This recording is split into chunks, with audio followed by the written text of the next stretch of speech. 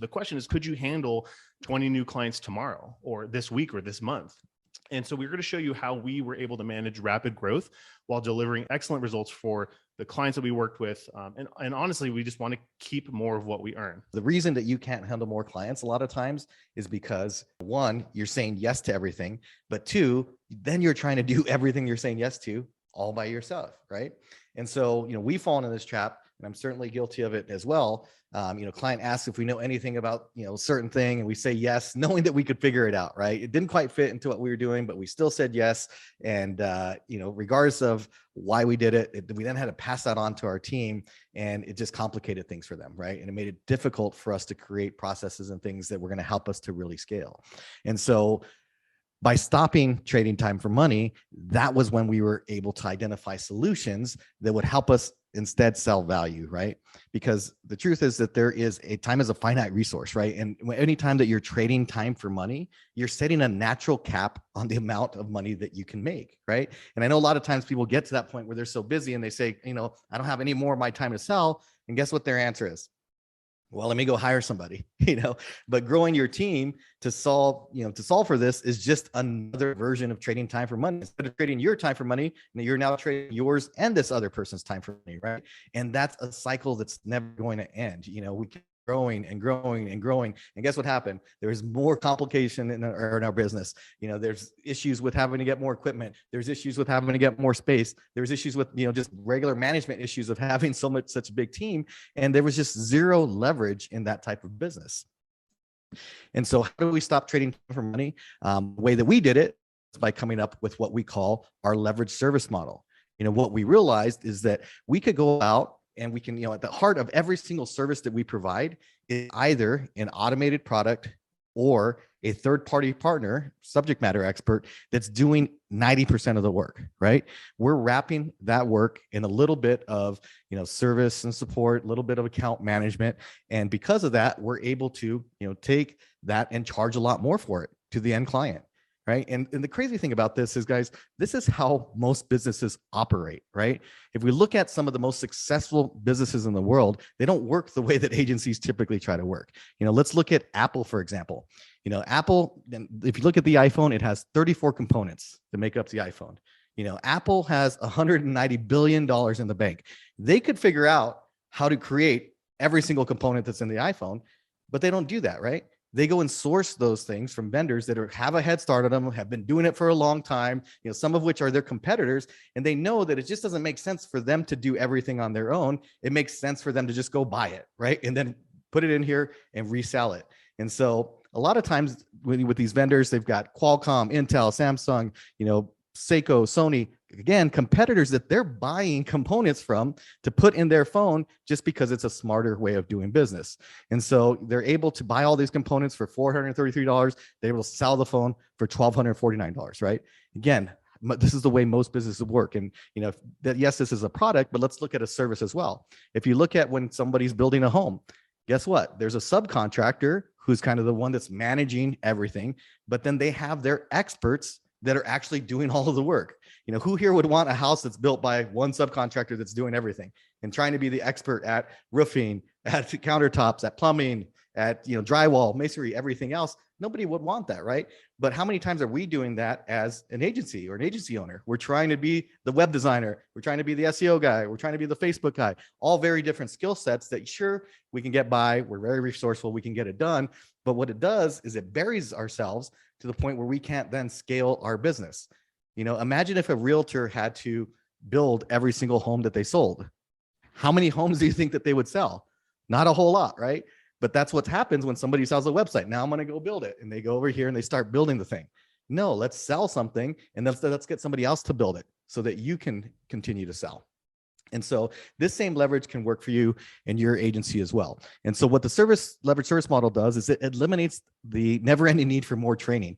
When I was trying to build a team that could do all of these things, it's like I always had to train more and more of my staff, all the new things going on with SEO, all the new things going on with Facebook. I'd finally get somebody to the point where I felt like, man, they're the expert. Then guess what? They'd either leave or, I need another person. So that never ended. We'd always have staffing issues trying to find, the right talent.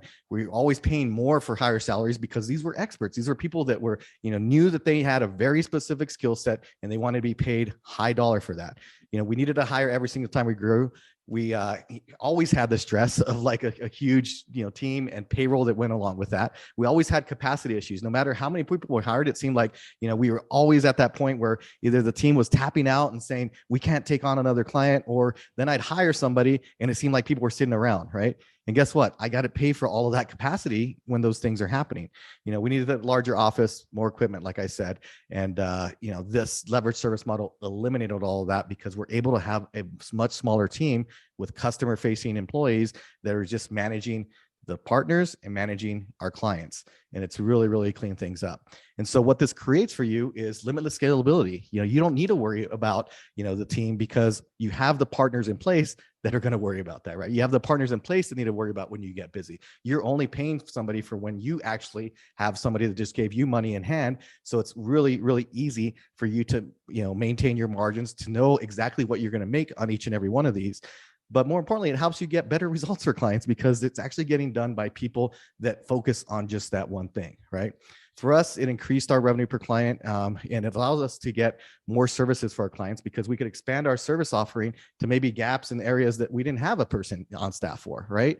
But we were able to go back to our clients now that we had these leveraged service partners who we knew could execute it on it, and all we needed to do was manage the client relationship. And so let's see why this is so powerful. I'm going to take one example of one of our leverage products, which is Review Lead. Review Lead is a piece of software that really helps to automate 90% of what we're doing for a client. And it's a great front end product that we typically engage with a client at the beginning. And so one of the things that I come up when I talk to clients and students is how they engage with a client to start off with. And more times than not, it's with a website, right? Because you got to get a website done in order to start doing all these other things. And, I ask them, well, how much do you charge for a website? Most people are grossly undercharging what they should. A lot of people were like, I charge about $2,000, $2 to $3,000. I'm like, well, how long does it take you to build that then?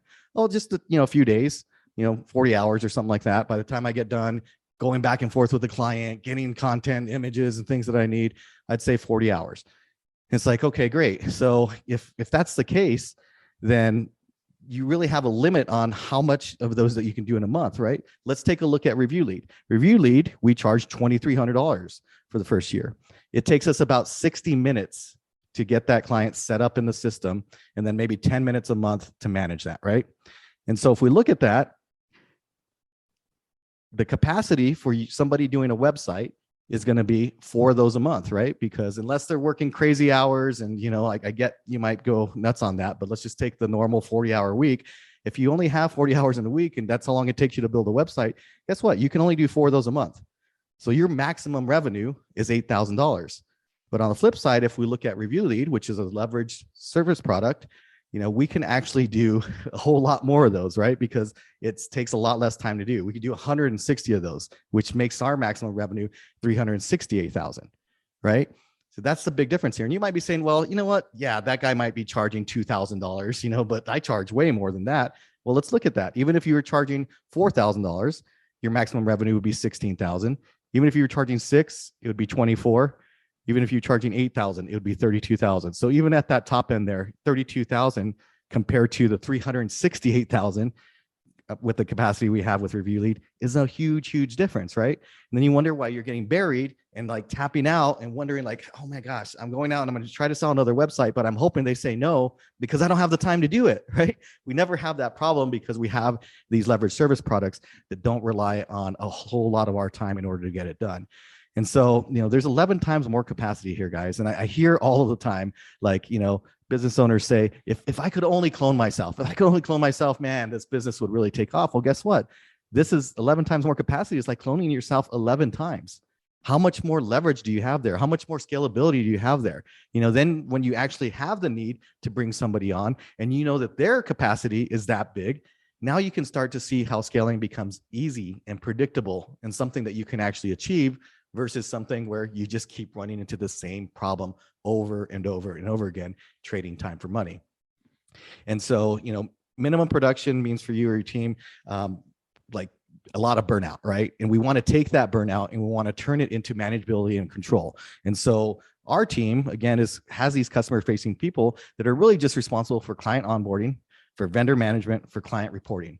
They can take on a whole bunch of clients because they're not doing any of the work. They're just managing the relationship between our vendors and our clients.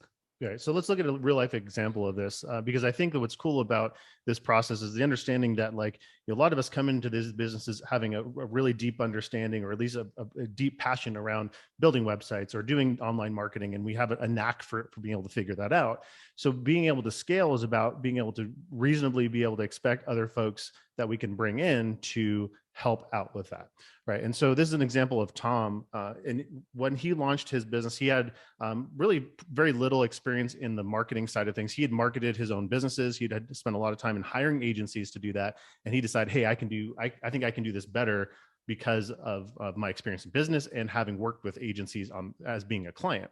And so in his first 4 months, he went from 0 sales to 100K because of using the playbook and the stuff we talked about, but also thinking of this from a leverage standpoint. One of the cool things I like about Tom's story is like, if I could go back to myself back in 2003 and tell myself this same stuff we're talking about here today, my takeaway would be, how do I build a business that doesn't rely on me to be able to do all the delivery of the work?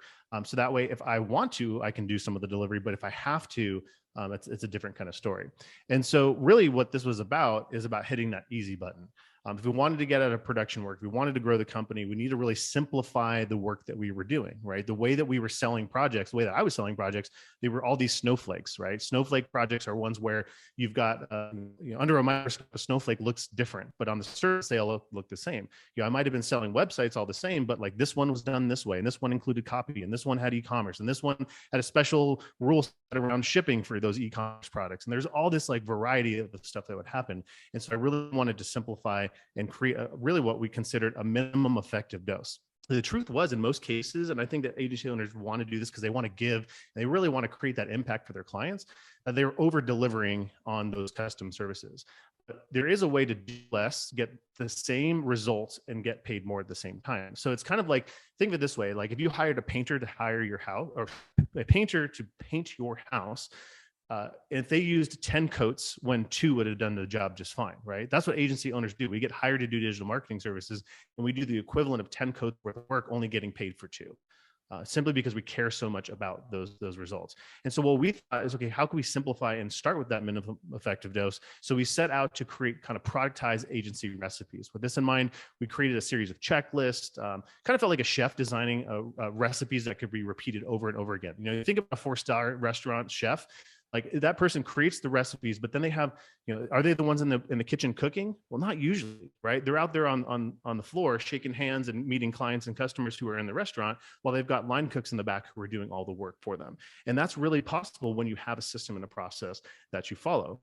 And so for somebody like Tom that I shared with you with, creating consistency in what he's selling allows for that scale, allows for that profit, and ultimately that freedom. Because when you're in control of the process and the way that you bring clients through that, that's when you can create consistency for what you're delivering. Right. And the big thing for Tom was, guess what? He never got bogged down in the work. Right when he sold something, he could just go right back out there and start selling. So that's why he was able to get such great results in a short amount of time. Right. And so we kind of looked at it like, hey, once we were able to do this, we could hire out our special forces, like not just delegation of things to people in house, but we're also be able to find, as AJ mentioned, those subject matter experts that we could hire and really only pay them when we had a paying client, rather than having somebody sitting on my payroll, or I was paying them every month or every week. I could only hire those agencies and hire those third-party service providers when I actually had a client there. And so this was a big win for us. Like clients that I thought I'd scare away by kind of simplifying, they stayed, and they were happier because they understood what it is they were buying, and they got results.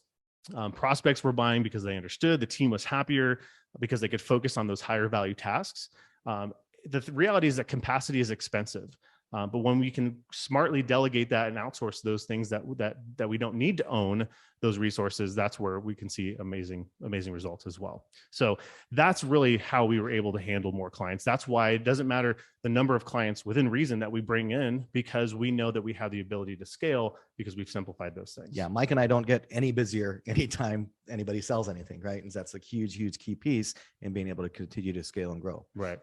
What I'd like to do is invite you to continue the conversation. I'd like you to join us on a momentum call where we can provide some additional insight specifically into your business and into your agency. Yeah, when we're on a call like this, obviously we have to speak broadly to everybody, right? But getting on a momentum call allows us to speak one-on-one with you, understand where you're at, help you understand how we might be able to help. Right. So head over to agencycoach.com/momentum, and that'll get that process started. This call is really about coaching and about having a look into your business. Our director of coaching really is about getting to the bottom of exactly where a business is, where they're stuck, and understand what's strong in the business, what's weak. And oftentimes, just like we talked about, that one next step, what does an agency really need to focus on, and really like clearing the table of all the distractions, all the bright and shiny objects, and making sure we can understand what's there. Head over to agencycoach.com/momentum. Be a great time to reconnect as well, one-on-one around what's going on in your business. If you're interested in the playbook, if you're interested in any of the leverage service stuff, we can talk about it. Yeah, or any questions that we didn't get to answer today, that'd be a great spot to do.